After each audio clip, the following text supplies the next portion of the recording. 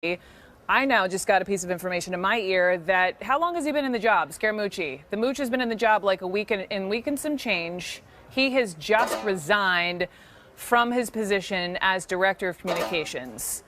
This was someone who, I'm surprised. Let me just be real with you. This is someone who took the job. Remember, Sean Spicer ended up deciding to resign.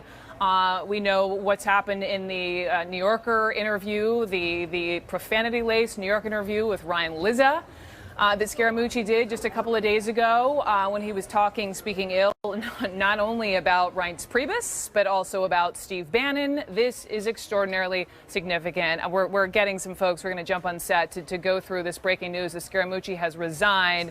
Caitlin Collins is at the White House. Caitlin, what? How did this happen? There's a lot of news coming out right now, Brooke. We have heard that Anthony Scaramucci, the communications director, who was named communications director just last Friday, has been removed from his position. We don't have a lot of details right now, but we do know that there has been a lot of drama since he was brought into this position. We saw Press Secretary Sean Spicer resign in protest over him being named to this position, and then we saw the Chief of Staff, Reince Priebus, ousted last week over all of this drama that's been going on. As you know, there was that Anthony Scaramucci interview where he blasted Reince Priebus and accused him of being a leaker of White House information. So it's safe to say there's been a lot of drama coming out of the Scaramucci being appointed to this position, and we're likely going to find out more over the next few minutes about what happened with Scaramucci being removed from this position. Okay, I'm looking at them. I'm talking to you. I'm looking out of the corner of my eyes. We have just mic'd two more people joining me as this news. Again, if you're just joining us, the chief comms director over at the White House, Anthony Scaramucci, who's been in the job. What was he? He was at the podium referring to Reince Priebus as his brother. This was 2 Fridays ago. He has now resigned. Gloria Borger, David Chalian, surprise. Yes. What? Every day. Every day. Well, look, and David can talk about this too. I mean, we are supposing this. I'm texting a bunch of sources now, but it seems to me that the General Kelly is the new sheriff in town. Okay. And that maybe he wanted some things very clear before he took the job. Who knows? As a condition to take the job. Who knows? To have the mooch be gone. I mean, one of the things that Anthony Scaramucci made very clear when he took that job 11 days ago and was unveiled and went and had is that he reported to the president. That's correct. Well, now there's a new White House chief of staff, so the reporting structure to the president is clearly part of a discussion that a new chief of staff would have with the president about how this is going to work. You also have to look at this. It seems to me, I mean, we thought Reince Priebus' tenure was short as chief of staff. If you look at the history books, 6 whole months. This must be the shortest communications director tenure ever. It was almost like a suicide mission. He strapped on a suicide vest. His 11-day mission will be known as getting rid of Reince Priebus, from accelerating the departure of Reince Priebus from the job as chief of staff. He went in, he blew him up initially when he was at the podium that Friday, talking about we're like brothers, but we're at odds, and I'm not reporting to him. Right. Clearly trying to act like chief of staff. He then does that outrageous, salacious New Yorker interview.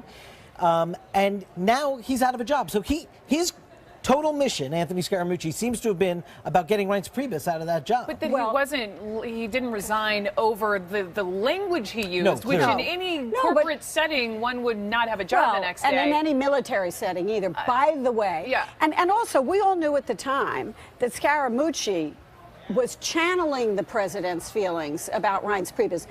Not his language, okay, but he was channeling the president's feelings. So you can imagine when you have someone like General Kelly coming in, he wants to make the lines of authority very clear.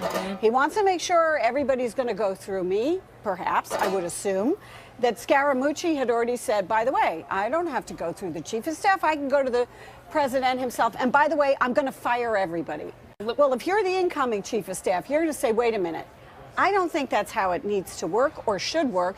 And why wouldn't he have had a conversation with the president about these kinds of things before he took the job? Let me go to Jeff Zeleny, who also has some reporting on the fact that Scaramucci and his big 11 days as comms director at the White House are over. Jeff Zeleny, what have you learned? Brooke, we are learning that there will be a statement coming out shortly, we believe, certainly this afternoon, likely pretty soon, from the White House, explaining all of this. explaining the what led to this really abrupt decision, as David and Gloria were just talking about there, after about 10 days or so in this position and not yet even actually officially starting. He was going to officially start this week, but we're told that there will be a statement coming out, and there's a potential possibility here, Brooke, that he could be moving to a different job. We don't know that. We're being advised that to be very careful with our language here. But we do know the president effectively lost faith and some confidence in Anthony Scaramucci after that tirade, as you said, that he went on against Reince Priebus and Steve Bannon, who remains still in the West Wing as the chief strategist here. So the language was one thing that the president initially, we were told, was fine with, but once all the coverage started coming in about this, he was somewhat alarmed by it. So, Brooke, I mean, this is a house cleaning day, and the first and foremost, the president appearing with his chief of staff. And he did say that everyone would report to the chief of staff. He has the full authority here. Where, Brooke, this is the first big sign that, of course, includes Anthony Scaramucci. That has been a lingering question. Would he continue reporting to the president? Now it doesn't matter because he is out. And this is certainly a big moment. I would call this more than a reset. This is something that is a sign that people who have the president's ear are telling him that this was not a good thing to have Anthony Scaramucci as the communications director. And this is a moment we do not yet know if it was John Kelly's doing here, but we do know the president was dissatisfied and unhappy with Anthony Scaramucci. We heard that earlier today. So, Brooke, as we get more on this, we'll bring it to you, but keep an eye out for that statement coming shortly. We will keep an eye out for it, also keeping in mind that the White House was supposed to be having this on-camera briefing in just about an hour from now. We'll stay tuned to see if that happens, but I've got some more guests here. I want to bring in Pam Brown. Pam Brown is our justice correspondent who has some news? I do. So I am told by a person familiar with the situation that Anthony Scaramucci went to the now Chief of Staff, John Kelly, and offered to resign. And John Kelly, of course, accepted, as we know. And the reasoning behind it, he said, is that he wanted to allow John Kelly, now as the Chief of Staff, to create his own team. That is sort of the reasoning that was given. But I think it's a significant sign in terms of how much latitude the new Chief of Staff has in this situation. The person I was speaking with made that point, that clearly this is sending a strong signal that John Kelly, as Chief of Staff, is in charge. He has a lot of latitude, and clearly Anthony Scaramucci went to him, offered to resign, and that's the end of it. He is now gone. But it also clearly reflects that President Trump lost confidence in Scaramucci as a spokesperson for him, as an image, as somebody whose image he thought was working to his advantage. If this, no doubt, John Kelly was able to build his own team, I have no doubt, but if President Trump thought Anthony Scaramucci's performance over the last 11 days was how he wanted to be seen and what he wanted to be, this would keep going even with a new Chief of Staff. But, he never commented about Scaramucci's vulgarity. He never said, this is inappropriate, this is unacceptable, because the message that Scaramucci was delivering about Reince Priebus and Steve Bannon, by the way, was clearly sanctioned by the President of the United States. So, there is a new sheriff in town. He's doing things a little bit differently, and I think he wanted to make it very clear, and Scaramucci offered it, as you're reporting, but I'm wondering whether that was what was behind required. That. Right. Jim Acosta, just adding voice to this whole conversation. Jim Acosta is our senior White House correspondent, also standing by with a little bit more news on the Scaramucci resignation after 11 days. Jim, what have you learned? Well, the president was insisting earlier this morning on Twitter that there is no White House chaos. I think we now have further evidence that nothing could be further from the truth. There is obviously White House chaos when a communications director is only on the job for 11 days and then has to resign after a profanity-laced tirade that dominated the news for part of last week. You have chaos here at the White House. Now, I was talking to a friend of Anthony Scaramucci just in the last couple of hours who was insisting that he was going to weather this storm and that the story about him dog cussing some of the people here at the White House, that all of that was going to pass. Obviously, that did not pass, and as Jeff and others were pointing out in the last several minutes, there was this issue that General Kelly was going to have to deal with as Chief of Staff as to what to do with these rival factions inside the White House. Anthony Scaramucci represented one of those factions inside the White House, and that is the former campaign people who did not very much like the RNC people who had come in to help run this White House. People like Ryan Priebus, the former chief of staff, Sean Spicer, the former White House press secretary.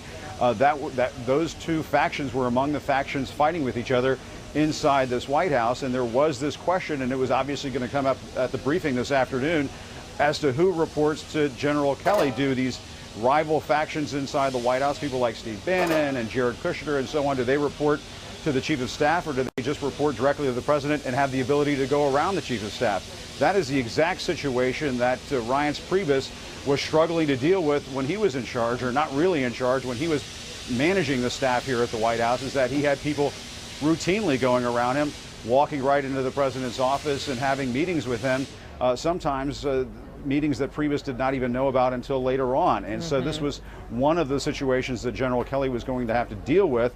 Now, I do understand from talking to a source who is close to the president, and this is not exactly talking about the Scaramucci situation, but that this is a pattern that sometimes happens over here at the White House, is where something flares up, the president says, well, no big deal, or he may even like that.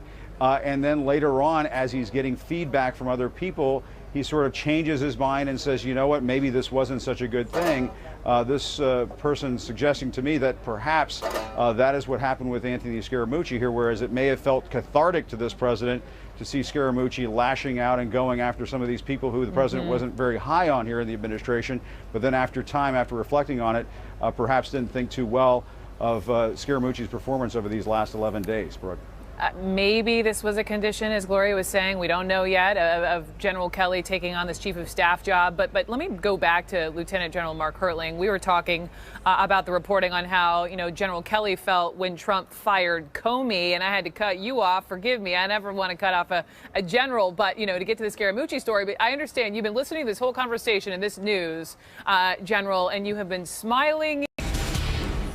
So President Trump's election win surprised much of the country. And tonight, there's a new CNN special hosted by Fareed Zakaria that explores why Trump won. Let's take a look. The happiest people tend to be the people that are making a nice income, that really enjoy their life and their family life, and not the people of tremendous wealth that are constantly driven to achieve more and more success.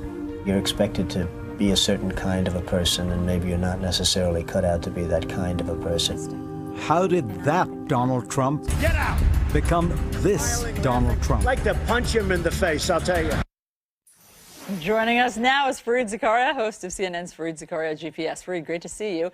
Answer your own question. How did that sort of, what we see there looks like a more gentle, sort of romantic Donald Trump talking about how love should prevail over ambition and work, become the candidate Trump we saw there? I think what you see in that part of the documentary is the sort of reinvention of Donald Trump. You begin to realize that the person he is now is a carefully honed persona that he created through trial and error, you know, taking advantage of opportunities. And I think there are a few key moments in his life. The first is he began to realize the power of celebrity and the value of celebrity. And you know, The Apprentice for a while, not as much long as he says, was the #1 show, 28 million people watching it. I think that made him realize, my God, this is powerful stuff. That's when he really gets out of the real estate business and goes into the branding business.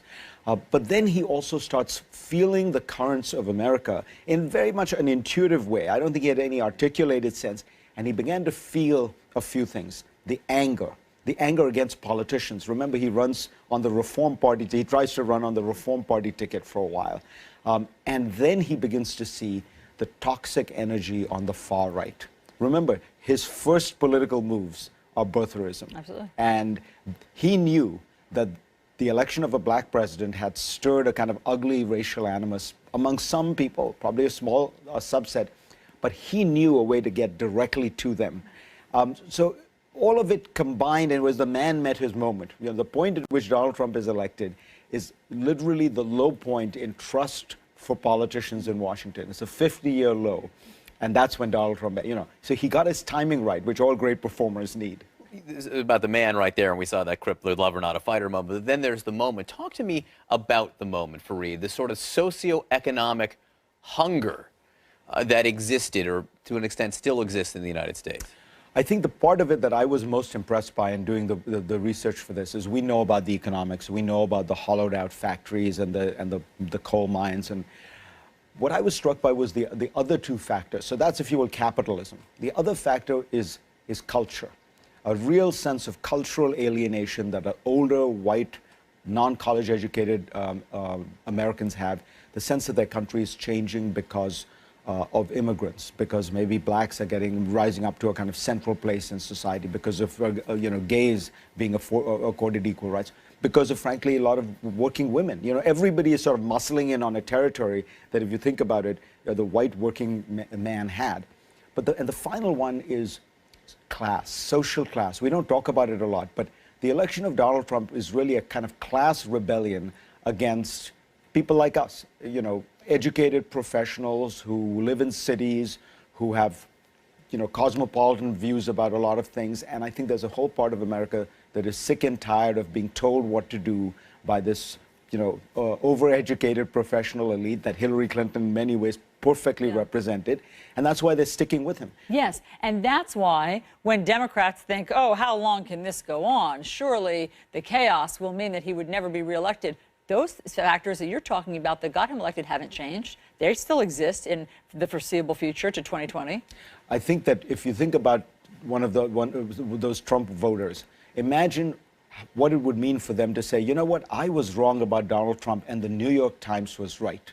They're not going to do that. They're going to, there's a lot of stickiness to his support. So what shakes that then? If anything, Fareed, does it have to be a different view of what America has become to them, or a sense that President Donald Trump has failed to deliver on the things that they were expecting him to deliver on?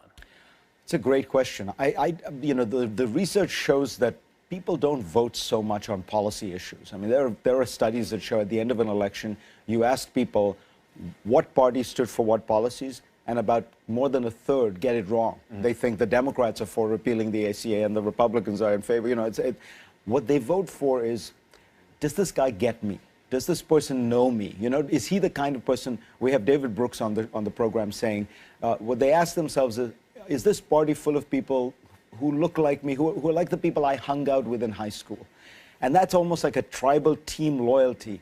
So I don't think that, I don't have a good answer for what will shake it. I think what could change it is if you found a Democrat. Not the Democrats all sitting there worrying about what exact economic policy they should have and should they be more, left-wing. I think the key is, can you connect?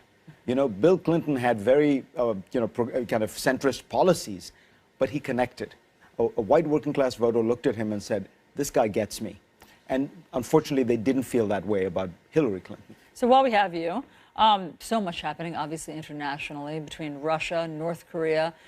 What do you think 6 months in, how President Trump, just today, because there seems to now be a different stance towards Russia, obviously, if he's signing the sanctions bill. North Korea, once again this weekend, just launched another ballistic missile. How do you think the Trump administration is doing with these international crises?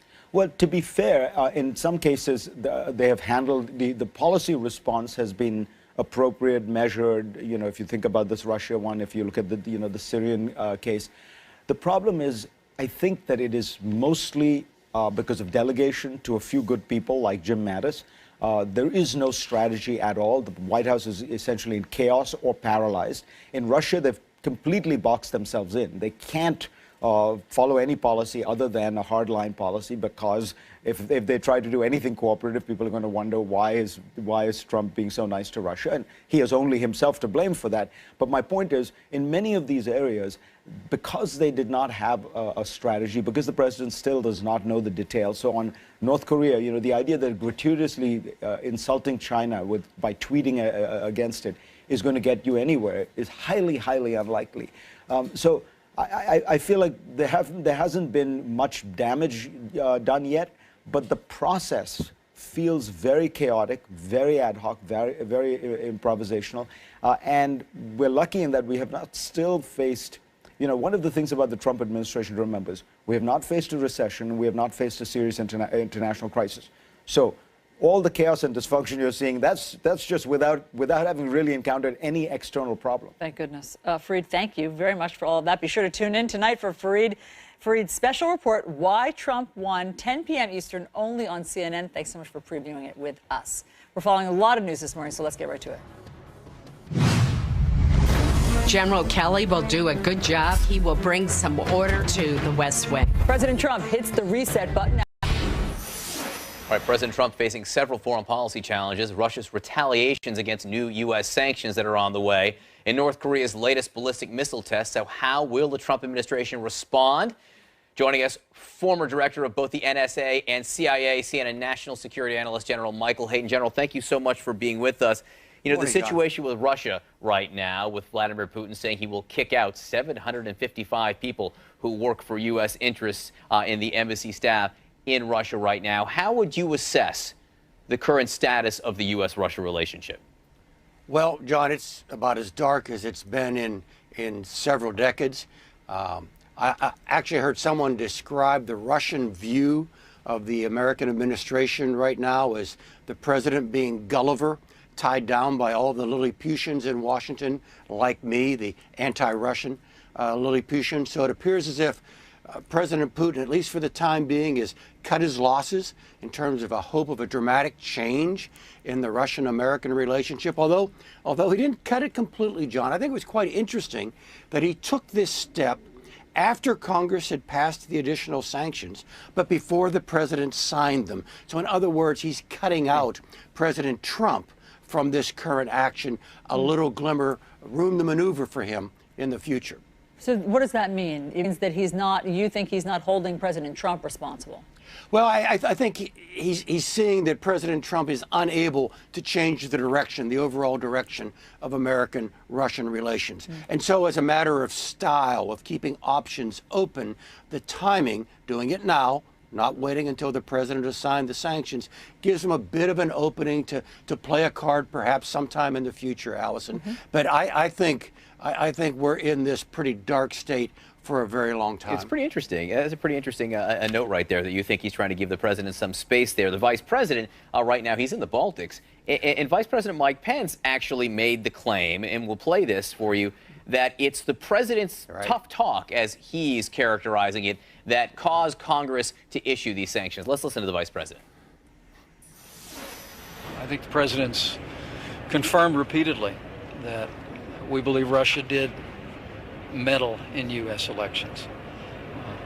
I think he's also said that it could have been other actors as well, but he's confirmed his belief and our intelligence that Russia was involved in meddling in U.S. elections, and it's part of what inspired the bipartisan action in the Congress to codify the sanctions that our administration has been implementing against Russia, and we'll continue to advance that.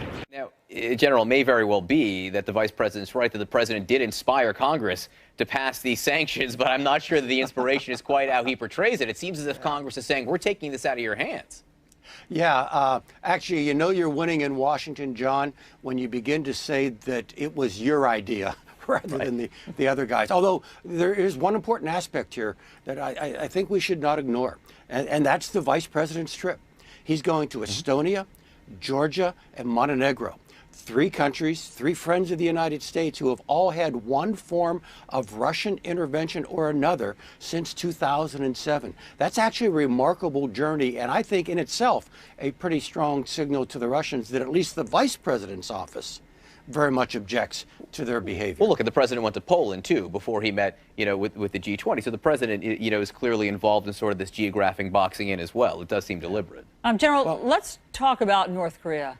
It just seems to get worse and worse. The news just seems to get worse and worse. There's never any glimmer that North Korea is listening or going to change or cowed at all by the international community. Just this weekend, yet another ballistic missile test. What can the U.S. do? Allison, not much. Our options here are limited. I think the Trump administration is now beginning to realize that there are some problems out there without real solutions. There are conditions to be managed, and their predecessors didn't have to be weak or unintelligent for this problem to continue. Look, let me lay out maybe 3 tracks that we could go down. One is accepting the North Koreans as a nuclear power. That's not very good. The other is doing something kinetic that could very likely lead to very serious conflict on the Korean Peninsula. That's not good. So where are you left, Allison? You're left where the last 3 administrations have been. Diplomacy, sanctions, and perhaps bucking up the defenses of ourselves and our friends in the region. That's where we are. General, can I ask you a question? Do you think Kim Jong-un, and to a lesser extent Vladimir Putin, and other leaders around the world are watching what's going on in the United States, sort of the chaos that has existed in the West Wing over the last week specifically, but longer in some cases, and seeing that as something they can take advantage of?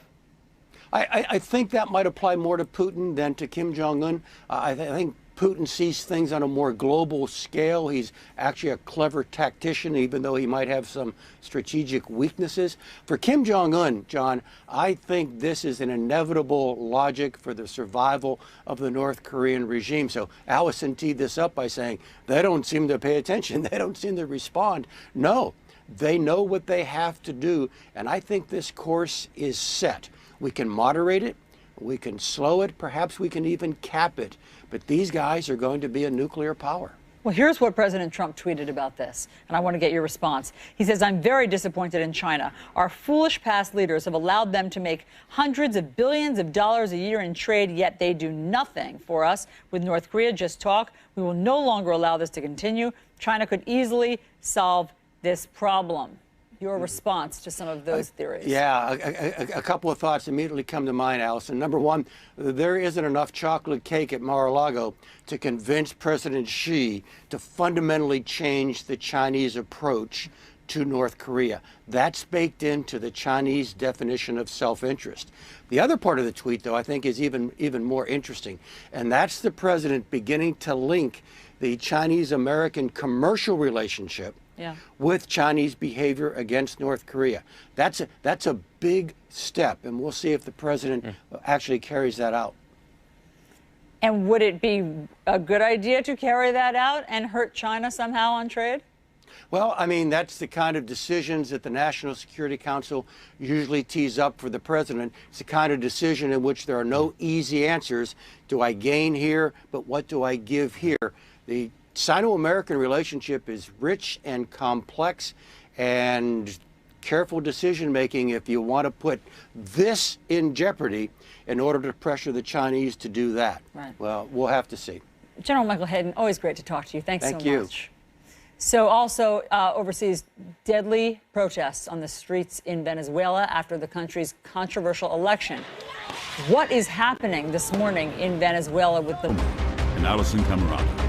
Good morning, everyone. Welcome to your new day. Chris is off this morning. John Berman joins me here in studio. Big day, big week. Great to have you here. So President Trump hitting the reset button after one of the most chaotic weeks of his presidency. In just hours, the new White House Chief of Staff, General John Kelly, will be sworn in. And the standoff between President Trump and his embattled Attorney General will be on display today.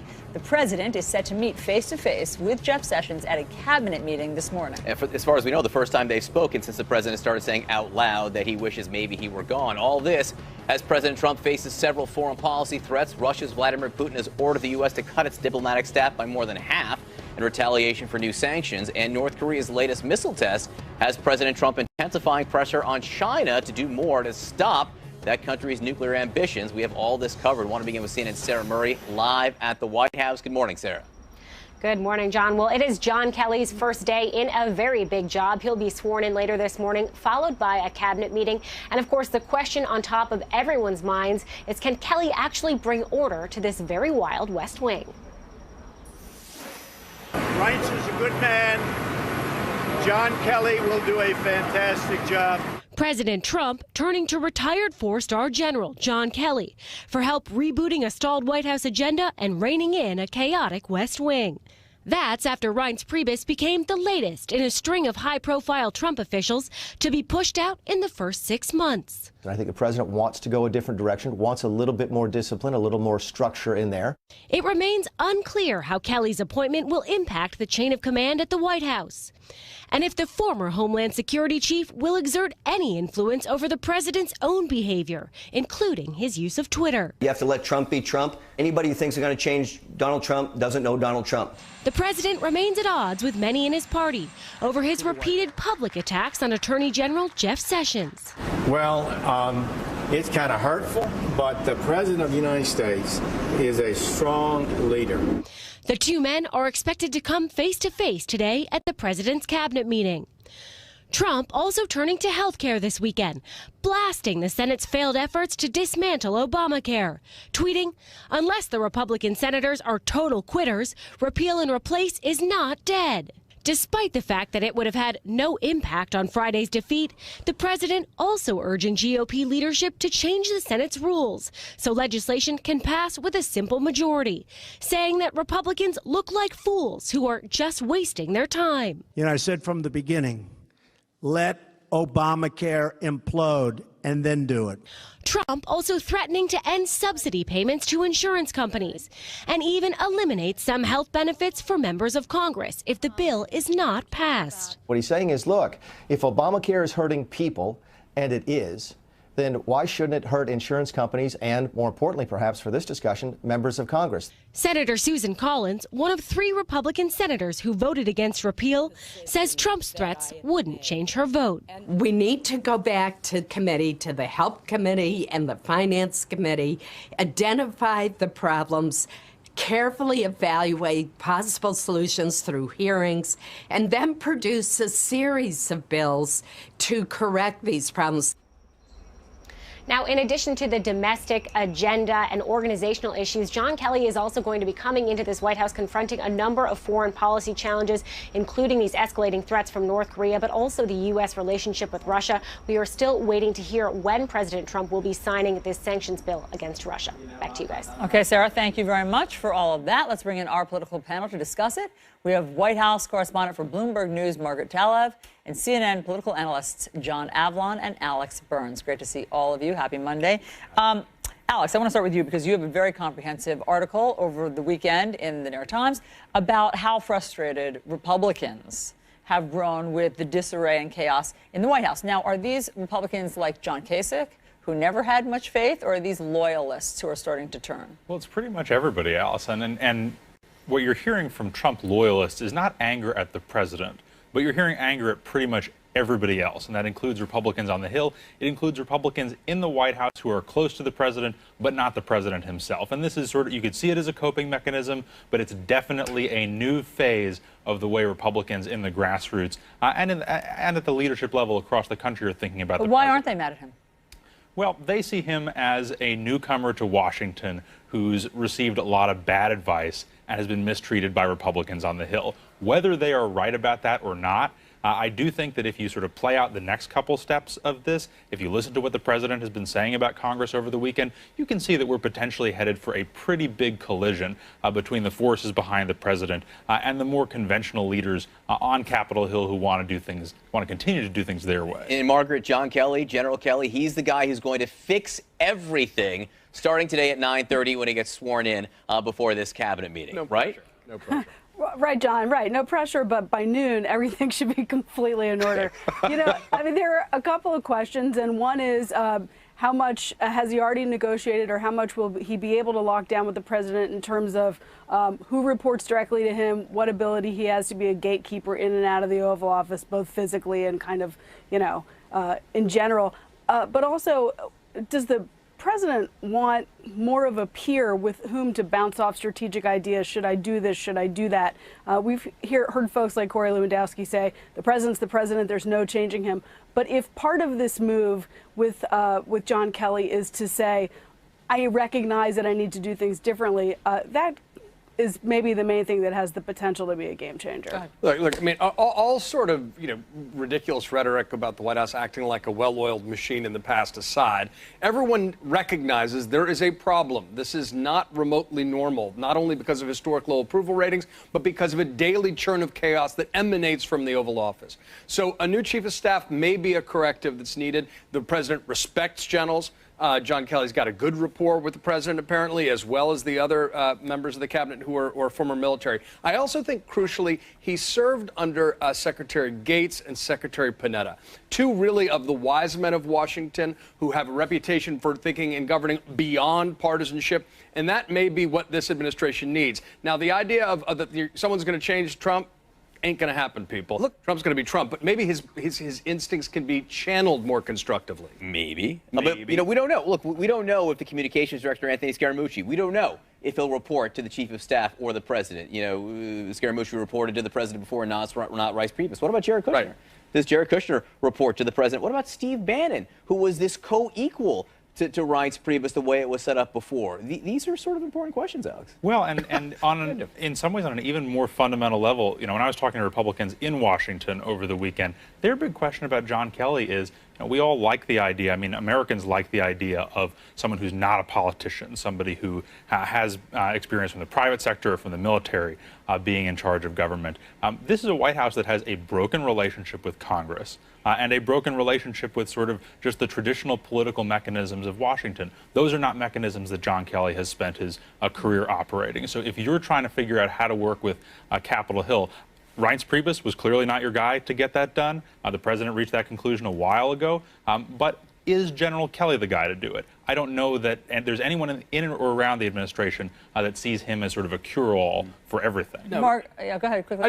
One thing I think we need to push back upon is a framing of the problem in Washington as being outsiders versus establishment. I think it's perhaps better understood as competence versus incompetence. I think that's a more fair, less pejorative way of saying the challenges this administration is facing right now. Margaret, let's look at the week, just to remind people, because it's hard to get your mind around what last week looked like, but we have some helpful Monopoly pieces here on the screen that will guide us through. On Monday, there were some attacks against the Attorney General, Jeff Sessions, and the president made a political speech, or at least portions of it, in front of the Boy Scouts. Which the Boy Scouts later apologized for. There you go. Next, he said that he was more presidential than every president except for Abraham Lincoln. That was on Tuesday, but I think the more happened on Tuesday. Abraham Lincoln later apologized for that. On Wednesday, he seemed to surprise the Joint Chiefs by banning transgender soldiers from the military. On Thursday, well, that was the Scaramucci explosion day. That went public. And then on Friday, Obamacare, the repeal and replace failed, and Reince Priebus resigned. I think there was actually more even that happened that week, but that's just a starter course for where we are. There really was. Two other things happened. One is that Jared Kushner came out publicly, put a public face after operating largely behind the scenes and said he didn't collude at all with the Russians. And the other is that, of course, the president had to come forward and signal, at least with a brief statement, that he was going to support, ultimately sign that sanctions legislation. So, look, this really is a reset week for the president. Last week was a fairly catastrophic week, and I think everyone inside the West Wing recognizes this not only as an opportunity, but as like a mandatory opportunity to kind of take back control of the process. I want you all to sit back and imagine the most uncomfortable Thanksgiving meal you've ever had. And then, Alex, is that what this cabinet meeting, because the president will hold a cabinet meeting today, is that what that will feel like? You have Jeff Sessions, the Attorney General, face-to-face, we believe, with the President of the United States for the first time since the president started his campaign of public humiliation against him. You know, what's that going to be like when the two men are sitting face-to-face? And do you think we'll see this, you know, cabinet fluff session, you know, literally going around the table, you know, saying, you know, dear leader, this is how much we like everything that you've done for us so far? John, I think like an uncomfortable holiday meal with family, I think people will probably say a lot of positive things that they don't mean. And I think they will probably all be on their best behavior, right? I think that, you know, anyone expecting sort of public enmity between Donald Trump and Jeff Sessions face-to-face. If that were going to happen, it might have happened already. One of the sort of ironies of this president, right, is that he's known as such a tough guy. He's known as someone who likes firing people, actually hates face-to-face confrontation with people who he is close to. So, you know, I wouldn't be shocked to see him say really nice things about Jeff Sessions at the cabinet meeting, and then maybe turn around and say not so nice things in a different context. That's pretty much been the pattern with the president and a lot of people who are close to him. Is this whole John Kelly move to chief of staff, is this part of a larger chess game, as has been speculated, where Jeff Sessions stays, but he's moved to Department of Homeland Security? So I'm reluctant to embrace the chess metaphor with this presidency and administration. That said, there certainly has been a lot of telegraphing that this could be a quote-unquote elegant solution to the president's problem. You move Sessions over, you don't fire him, make it less of an insult, and then maybe put someone, a more compliant AG who comes in who would take the steps necessary to fire Mueller. If that happens, it will not actually solve the problem because it's transparently what it is. It's an attempt to basically just achieve the president's ends with sort of minimal insult. And you're saying it won't work because Republicans are going to recognize it for what it is. Lindsey Graham's already called it out and said that that looks wrong, it feels wrong because it is wrong. And the fundamental problem is the president doggedly seems to want to derail the Russia investigation. And if he sidelines Mueller, if he files Mueller one way or the other, that's going to kick off a constitutional crisis. Make no mistake about it. Hey, Margaret, let's talk about health care for one moment, because the president, Kellyanne Conway, suggested the president will decide this week whether or not he pulls subsidies to insurers, subsidies that actually help low-income Americans pay for health care. That is the next big decision we think the president has to make. You know, do you think he would go that far as to basically force Obamacare to implode on itself?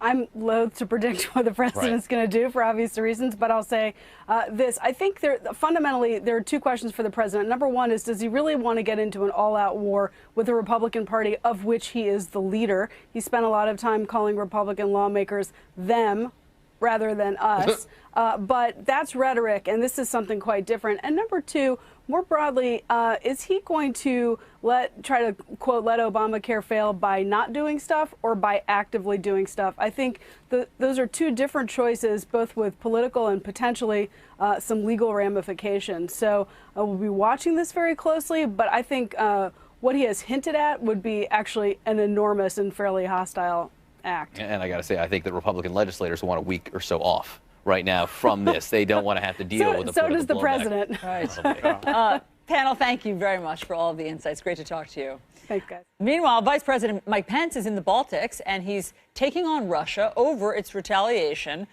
for the U.S. sanctions that President Trump is expected to sign. Russian President Vladimir Putin ordering the U.S. to cut its diplomatic staff by more than half.